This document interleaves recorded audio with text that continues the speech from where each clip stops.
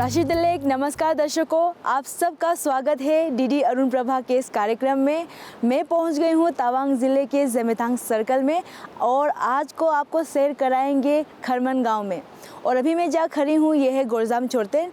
यहाँ का बहुत ही एक फेमस लोकेशन है, तो इससे थोड़ी ही दूर में पड़ता है खरमन गाँव। पहाड़ों और हरियाली के बीच बसा है खरमन गाँव, एक ऐसा गाँव जहाँ जीवन आज भी अपनी सादगी में बहता है। ये गांव तवांग जिले के इंटीरियर भाग में ज़ेमेतांग सर्किल में पड़ता है। खरमन तवांग का एक सुंदर लेकिन सबसे लेस एक्सप्लोर्ड गांव है।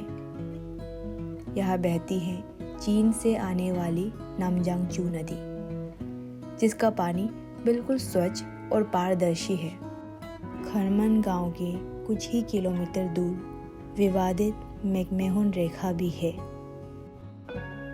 खरमन गांव के गांव बूढ़ा वांगचू इस गांव के इतिहास, संस्कारों और सामाजिक एकता के जीवंत साक्षी हैं। खरमन गांव को समझने और जानने की शुरुआत सबसे पहले गांव बूढ़ा वांगचू से होती है।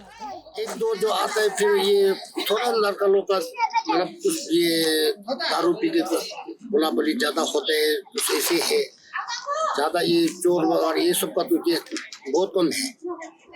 केस छोटा मोटा आता है, लेकिन हम लोग सॉल्व कर देते हैं, उसको केस को खत्म कर देते हैं। ज्यादातर आएगा जैसे अभी मारपीट होगा, ये मर्डर केस होगा, वो सब तो आएगा नहीं होगा। अभी तक आज के दिन तक नहीं हुआ है। हर महीना में एक दिन। अभी वो जैसे अभी हमारा ये 11 महीना का हो गया।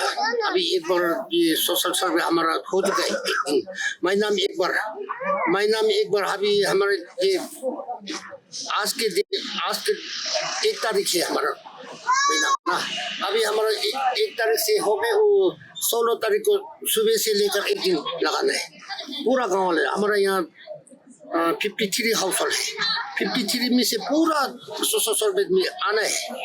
जैसे अभी थोड़ा बहुत फैला, वो अभी हमारा महीना के 16 तारीख के दिन में पूरा फिर जमा करना है। जो घर से नहीं निकालेगा उसको एक आदमी का 300 रुपया फैन सिस्टम है। ज्यादातर तो हमारे गाय के ऊपर डिपेंड में है। पहले तो हमारे ये जब ग्रिप नहीं था, आर्मी नहीं था, तो ये पूरा खेती चलता था। उसमें तो हम सुबह से लेके शाम तक हम खेती का काम करते। अभी ये उस 1987 के बाद में तो ये फौजी और ये हमारा ग्रिप आना शुरू हो गया ना, तो उसकी ग्रिप के पास लेबर आ गया, तो हमारा धीरे धीरे करके ग्रिप में जाना शुरू हो गया। अभी गांव का तरफ से तो हमारा तो सोच तो अभी आजकल तो ज्यादा ये पढ़ाई में चलता है। जो पढ़ाई करने वाला तो अभी आजकल का डेट में तो बिना पढ़ाई का तो होता नहीं है। इसीलिए हमारा अभी छोटा बच्चा है, छोटा लड़का लोग जितना भी लड़की है, वो सब तो अभी मैक्सिमम तो पढ़ाई में लगा हुआ है। उनसे बातचीत में यह स्पष्ट होता है कि खरमन एक शांत, सरल और प्रेम से भरा गांव है। यहाँ भले ही विकास की गति अभी धीमी हो, लेकिन फिर भी यहाँ के लोग संतुष्ट और अपने आप में खुश है, क्योंकि उनकी जीवन की सबसे बड़ी पूंजी एक दूसरे का साथ और आपसी विश्वास है। ये गर्व की बात है कि स्वच्छ भारत मिशन खरमन गांव तक पहुंच चुका है। गांव का हर व्यक्ति स्वच्छता को अपनी व्यक्तिगत जिम्मेदारी मानता है।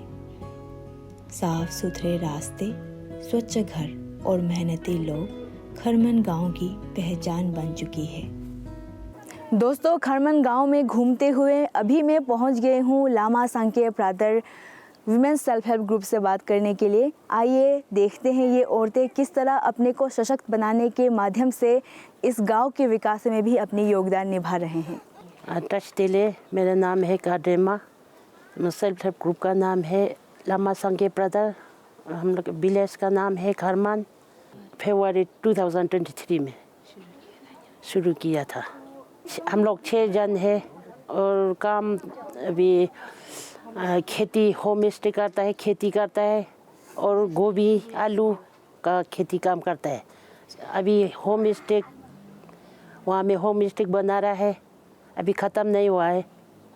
घर घर में मीटिंग होता है हम लोग का हफ्तों में। 6 जना का घर में होता है, अलग अलग घर में। एक हफ्तों इसका घर में, एक हफ्तों मेरा घर में, एक हफ्तों इसका घर में, ऐसे होता है। लोसर में बिजनेस किया वाला अभी हम लोग का अभी फायदा हुआ वाला वो होम स्टे में थोड़ा वो सामान लोग खरीदा है। अभी खेती में काम करके आलू बिक्री करके गोभी बिक्री करके ऐसे कुछ फायदा हुआ है। नहीं तो पहले तो हम लोग को कुछ काम नहीं था, अभी ये ग्रुप बना के ये फायदा हुआ है हम लोग को। गवर्नमेंट का तरफ से अभी तक तो नहीं है, थोड़ा ये क्या बोलते हैं 30,000 जैसे गवर्नमेंट से मिला है अभी तक। हम लोग का साथ ज्वाइन करने से ऐसे फ़ायदा होता है, ऐसे अच्छा होता है। अभी टूरिस्ट लोग ने अभी खाना बनाने के लिए हम लोग को अपना मम्पा का खाना बना के ऐसे खिलाओ बोल के ऐसे बोलते हैं। आप लोग भी हम लोग का साथ ज्वाइन होने से ठीक है आओ बोल के हम लोग बता रहे हैं। तो अभी तक तो आने वाला नहीं है। ये समूह सिर्फ आजीविका का साधन नहीं है, बल्कि आत्मनिर्भरता की ओर एक शांत लेकिन सशक्त यात्रा है। ये महिलाएं खुद को सशक्त बना रही है और साथ साथ गांव की दूसरी महिलाओं को भी आगे बढ़ने के लिए प्रेरित कर रही है। लामा सांके प्राथर की महिलाएं खेतों में आलू और तरह तरह की सब्जियां उगाती हैं और उन्हें बेचकर अपनी मेहनत की पहचान बनाती है। त्योहारों के समय वे गांव में वॉलीबॉल जैसे खेलों का आयोजन करती है, जहां खुशी के साथ साथ विकास के लिए भी धन जुटाया जाता है। आज उन्हीं पैसों से ये महिलाएं पहाड़ के ऊपर एक सुंदर होम स्टे बना रही है। एक सपना जो मेहनत और एकजुटता से हकीकत बन रहा है। ये कहानी हर महिला के लिए एक शांत सी प्रेरणा है कि अगर इरादे मजबूत हो तो छोटे कदम भी बड़ी मंजिल तक पहुंच सकते हैं। दोस्तों, खरमन गांव में घूमते हुए मेरी मुलाकात हुई है यहाँ के लोकल आर्टिसन गोम्बू चेरिंग जी से। गोम्बू चेरिंग जी, इस टोपी को आपकी भाषा में क्या कहते हैं? तीजुमाओ जो बोलते हैं मैडम। इसको कैसे बनाते हैं? इसमें सबसे पहले यक का बाल होना पड़ता है मैडम। इसके बाद में बाल लेके अलग अलग काटना पड़ता है। अलग अलग काटने के बाद में एक प्लेट में बस छोटा यक का बाल बीच में दे के सिलाना पड़ता है। उसे सिलाने के बाद में बस उसका यक का जूट का पनीर निकाला का पनी होना पड़ता है। उसका उसमें पकाते हैं ठीक से। पकाने के बाद में सिलाने के बाद में पकाना पड़ता है। पकाने के बाद भी बस एकदम दिन भर रगड़ना पड़ता है, रोटी बेला जैसे रगड़ के इसका बाद में गोल करके बनाना पड़ता है। इसका बाद में इसका ट्रेनिंग मिला के बस सुखाना पड़ता है, धूप आस में होते हैं। इसलिए बनाने के लिए दिन में तो सिर्फ बनना पड़ता है। इसको कहीं बेचते हैं क्या? हाँ बेचते हैं, यहाँ में तवा तरफ ले जाते हैं। अभी यहाँ 5 दिन रोड में तो सब ये टोपी बनते हैं हमारा लोकल सिल ट्रेनिंग। कितना रुपया में? 1500 करते हैं। हाँ।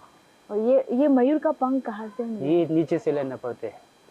अभी दिल्ली तरफ कोई जाते हैं ऊपर में उसमें चला वहाँ से लेते हैं। गांव वालों से बात करके ये पता चला कि आप किसी चीज ट्रेनिंग के लिए भी गए थे, उसके बारे में बताइए। ट्रेनिंग के लिए गया था, पहले किया साल में छुप नहीं गया था। हम उसमें पेपर बनाने के लिए गया था। पेपर में कलर कैसे देते हैं, पेपर कैसे बनाते हैं, उसमें किया था ट्रेनिंग के लिए। और हम यहाँ का लोकल सिल्क का वो जूता बनाते हैं, उसमें बस वो लोग को दिखाने के लिए ले गया था।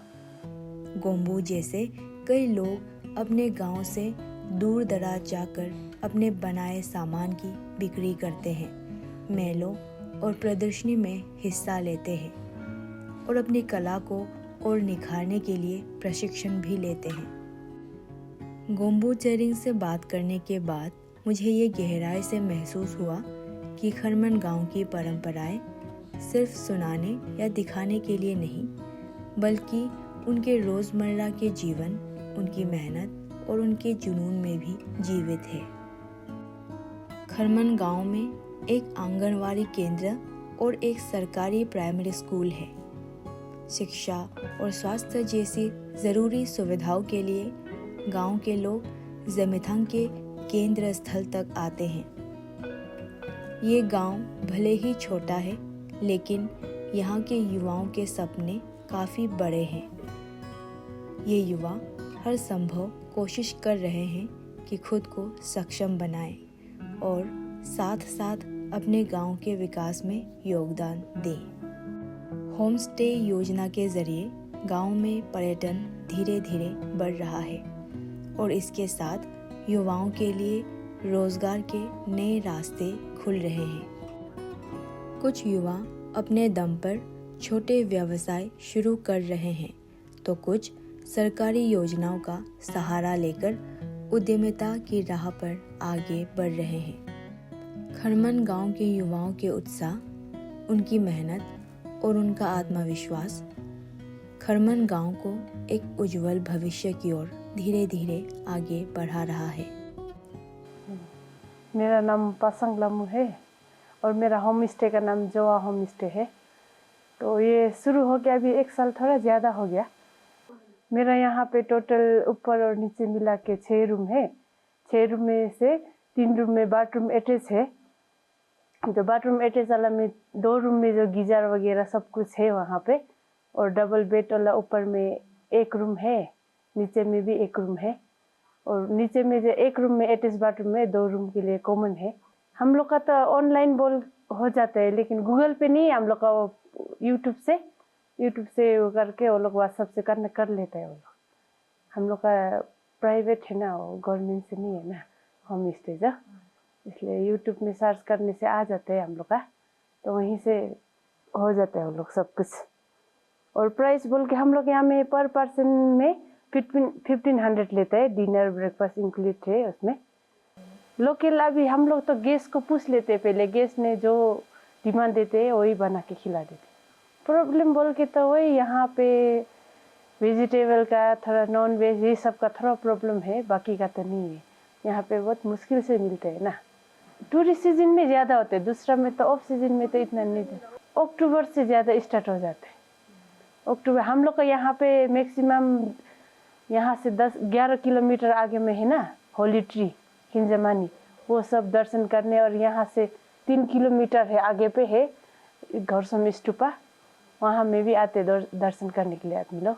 ये तो सरकार का तरफ से नहीं था, ये हम लोग अपना से पिताजी लोग ने थोड़ा ऐसे, अभी दूसरा काम तो कुछ नहीं है, थोड़ा मोरा अभी नौकरी वोकरी भी कुछ नहीं है, थोड़ा ये सब चला के बैठो बोल के, तो वहीं से हम लोग तो थोड़ा चला रहे। अभी दूसरा तो कुछ कर नहीं सकते। एक्सपीरियंस बोलने से वही अभी गेस्ट लोग का साथ बातचीत अच्छा करना है, जितना हो सके उन लोग को अच्छा से रहना है, उन लोग का साथ हम लोग जितना हो सके उन लोग को रिसीव अच्छा करते हैं और ना बातचीत अच्छा करते हैं, जो बोलते हैं वही कर देते हैं जितना हो सके। खरमन गांव की यात्रा के दौरान एक खूबसूरत पहल के बारे में जानने का अवसर मिला। भारतीय रिजर्व बैंक के द्वारा शुरू की गई मनी वाइज प्रोजेक्ट, जो गांव के सशक्तिकरण के लिए सराहनीय काम कर रही है। Centre for financial literacy Tawang block गांव-गांव तक पहुंचकर वित्तीय साक्षरता का संदेश फैला रही है। वित्तीय साक्षरता कार्यक्रमों के माध्यम से गांव के लोग अब बचत, बैंकिंग और पैसों के सही प्रबंधन को धीरे धीरे समझ रहे हैं।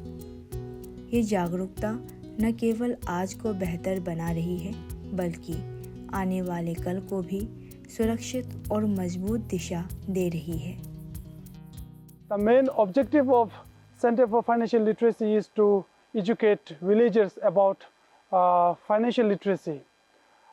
For example, how to save, how to make investment, and also to educate people to get benefit of government policies.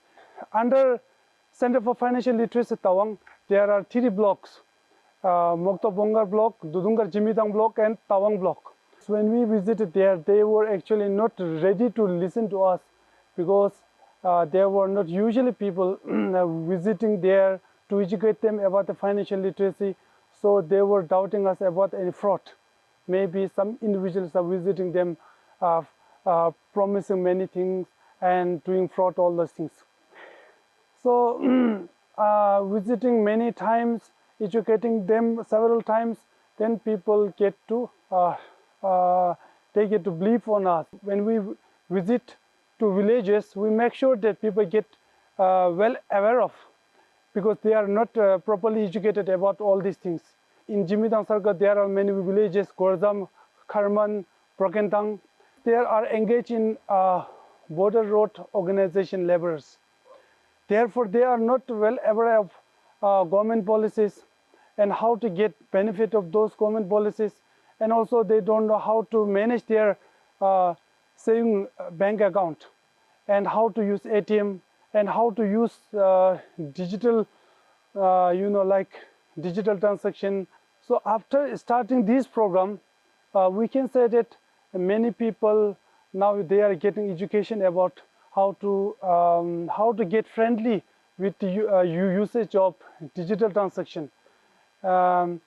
And one thing I observed was when we start talking about the Sukanya Samriddhi Yojana, people were asking, what is there any benefit for the boys? Because this is only for the girls below the 10 years old. So we switched to Public Provident Fund. Before that, Public Provident Fund is a very good policy of the government, but it is not getting to the people for whom this is very much needed. And I also observed that there are, for example, in Jimitang, there is no branch, there is no bank branch, and there is no ATM also. So the nearest branch is located at Lumla. It is about more than 45 kilometers from the Jimitang. So people are getting too much, they have to get, they face problem in getting to Lumla for their just a simple work of depositing, just a simple work of getting a mini statement.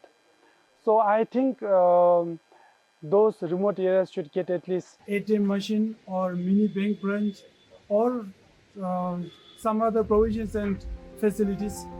ये पहल दिखाती है कि जब जानकारी लोगों तक पहुंचती है तो बदलाव अपने आप रास्ता बना लेती है। खारमान विलेज जो कि जिमितांग सर्कल के अंदर में लोकेटेड है करेंटली, तो हिस्टोरिकली वो काफ़ी इम्पोर्टेंट रहा है।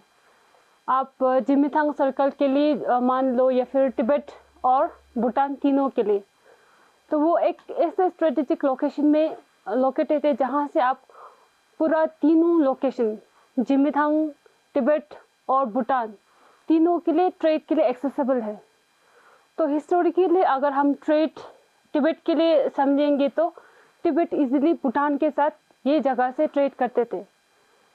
तो हम समझ सकते हैं खारमान हो गया आपका और उसका आसपास का जितना भी विलेजेस है वो सिर्फ भूटान के लिए नहीं, जिमितांग के लिए नहीं, बल्कि तिब्बत के लिए भी इम्पोर्टेंट हुआ करता था।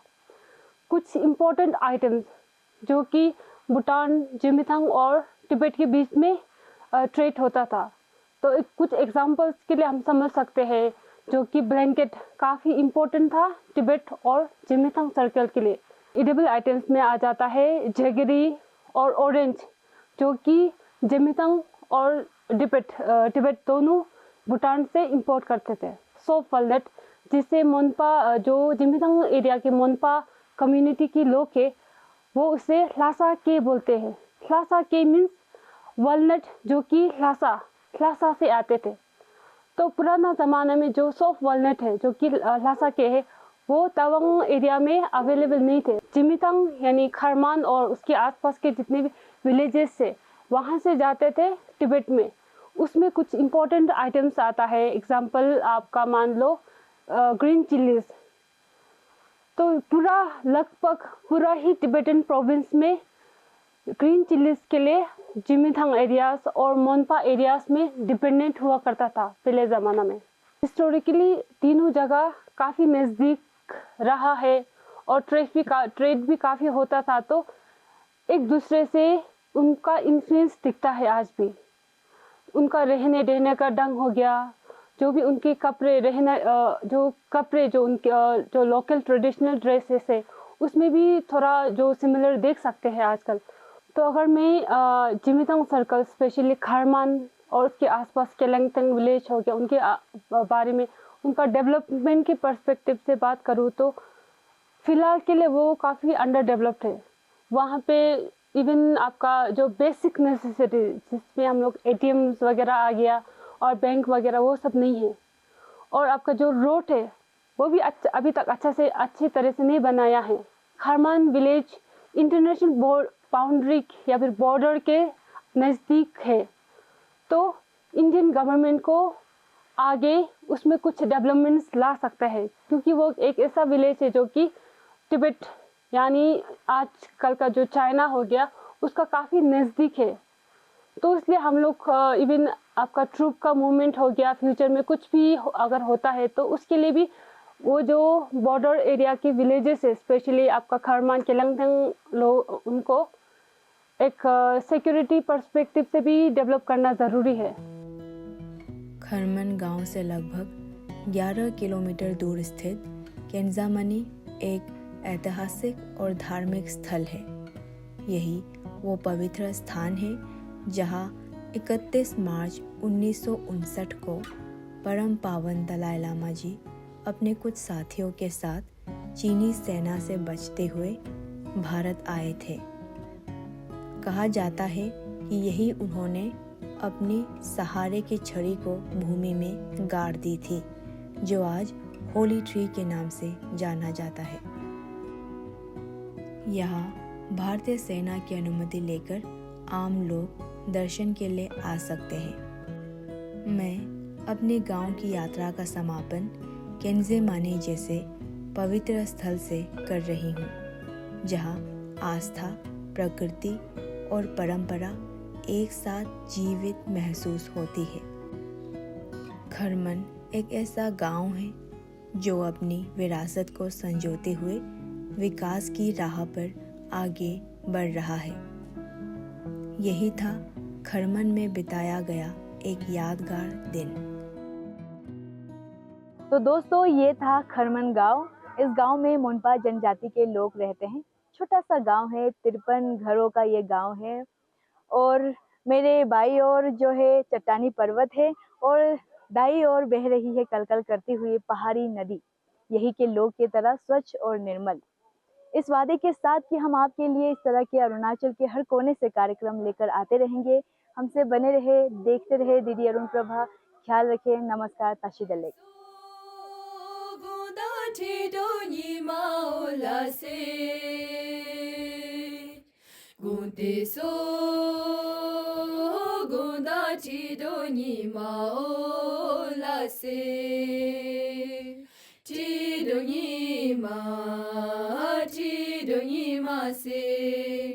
Ti do ni ma with the shiny show.